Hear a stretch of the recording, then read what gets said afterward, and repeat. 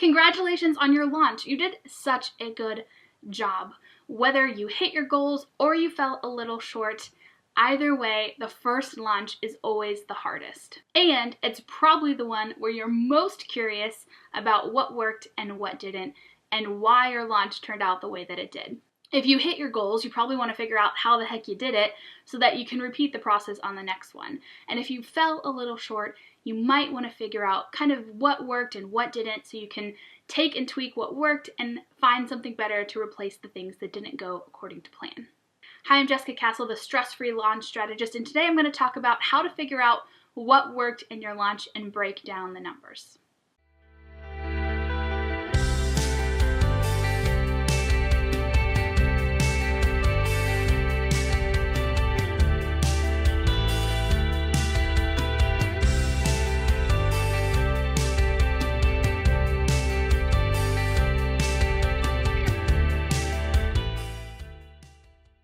One of my favorite things to do with all of my clients is their launch debrief, to really dig into the guts of the numbers and figure out what strategies we used worked really well and what strategies we need to improve for next time, because launching is all about the long game.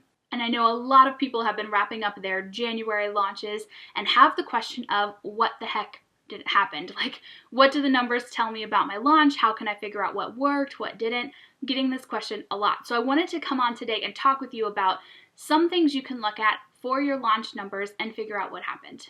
I will also say that if you are someone who fell a little short of your goals, it may not be something you feel like you want to dig into because you're kind of feeling a bit down, but you should do it because it'll bring you so much freedom, because the numbers will show you that the launch not hitting the goals is not your fault. The numbers will tell you exactly what you can improve next time to make sure you do hit your goals. Easy peasy. So with that being said, I want to give you some quick places that you should definitely be looking for analyzing your launch. And the first one is your email list. This is the heart of where launching takes place. Email is the best conversion tactic for getting people to buy. And so what you really want to look at is what are your average open rates, what are your click-through rates, and just kind of dig into your email software.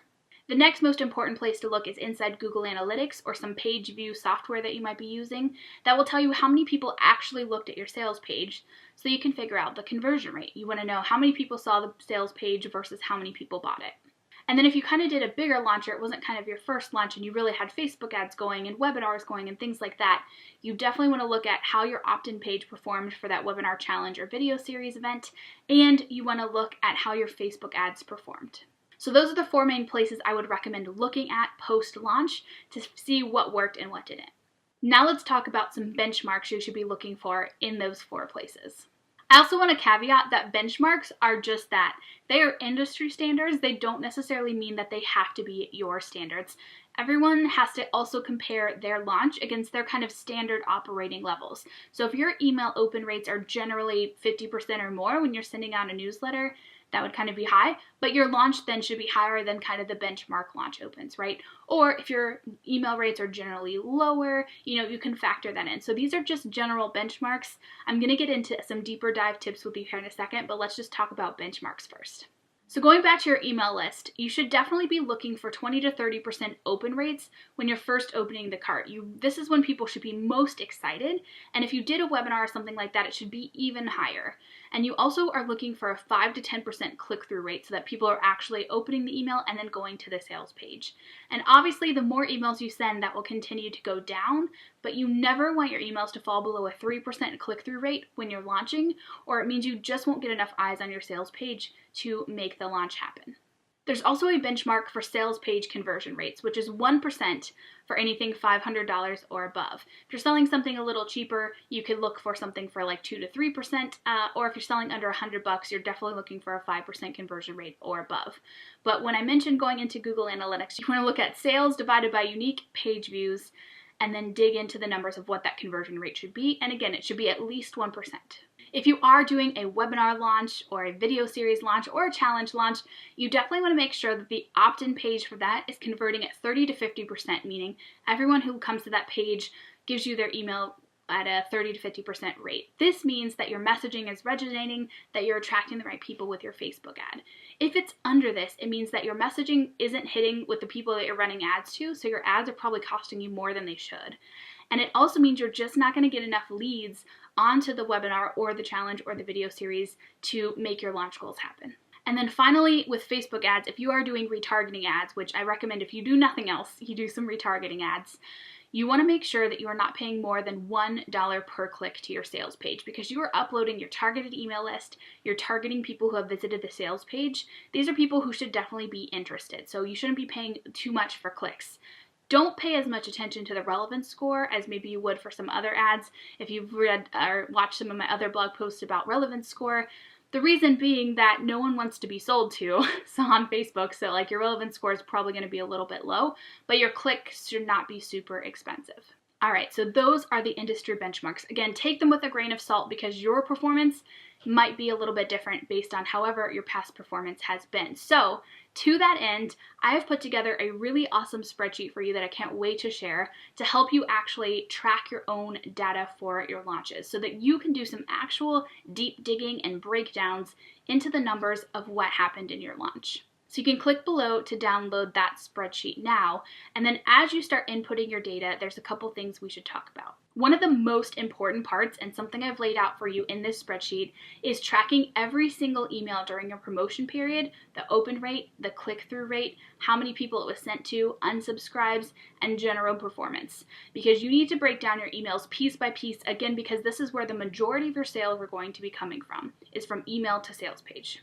So you need to know what emails worked and which ones you need to improve. So what you're looking for is, as you're putting in all this data, and I've got some formulas in there, so it should be calculating the percentages for you. But as you're putting in your data, you want to look for anything that's a big jump. So let's say you open your cart and your open rates are like 29, and then next email is 28, and then next email is 27, and then all of a sudden your fourth email jumps up to a 35% open rate. You really want to look at what you did in that email subject line to catch people's attention. That's a great email if it kind of made that jump.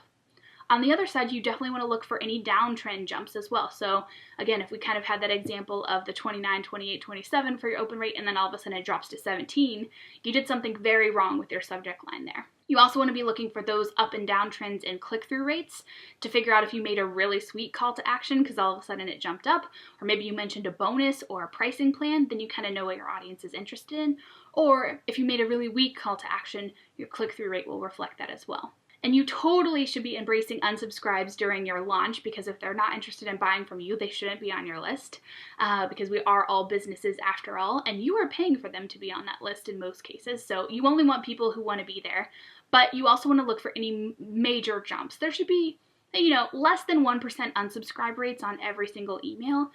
But if for some reason all of a sudden there's 5% or 10%, like just a massive amount of people unsubscribing, you really want to look at what you did in that email and never do it again.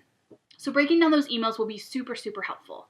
The other thing this spreadsheet has that I want to dig into is helping you track those opt-in page rates. So if you did a webinar, challenge, video series, etc., put in how many people looked at it, how many people turned into leads, and how many people turned into sales. Because what you want to be able to see is, a lot of times people will stack these promotions. So I usually recommend that my clients do a challenge with a webinar or a video series with a webinar or a couple of webinars. You want to know which webinar worked the best, which one got the cheapest leads, the highest conversion, and then turned into the most sales. So this spreadsheet is going to help you see that, because on your next launch, maybe you could skip the challenge altogether because the webinar way outsold the challenge, right? So just do more webinars. Or maybe the challenge way outsold the webinar. You could save time maybe just doing a Facebook Live, opening yourself up to some discovery calls, and making some other sales some other way, but you knew that that didn't work for you. And the best part about digging deep into your data like this is that over time, you'll start to see how your launches are growing and performing, and you will start to see trends from launch to launch to launch to make sure that your launch is always increasing and never decreasing, because again, we're playing the long game, but we want to be incrementally getting better at our launches every single time. So again, I've got that free spreadsheet for you below. Definitely dig in and start plugging in your numbers if you want to figure out what kind of went on with your launch. And if you need more help than that, once you've done your numbers, I've also got a free launch analysis report that I will do for you, linked below. You just fill out a few questions and I will send you back a report with 3 things that I think went well, 3 things I'd recommend that you improve. It's a super awesome report and I love doing launch breakdowns. So Don't be like, oh, I don't want to take your time. Like, let's do one. I would love to. So I hope this video was super helpful for you. Definitely take advantage of the spreadsheet for your tracking, whether you're launching now or doing a launch recap, like, because you can do this in real time too, kind of as you're launching, or definitely take advantage of that launch report call where I will do some analysis on your launch for you. But either way, thank you so much for watching. I hope this video was helpful for you. I hope that you can definitely use this video to increase the results on your next launch by tracking these metrics, and I look forward to seeing you on next week's video.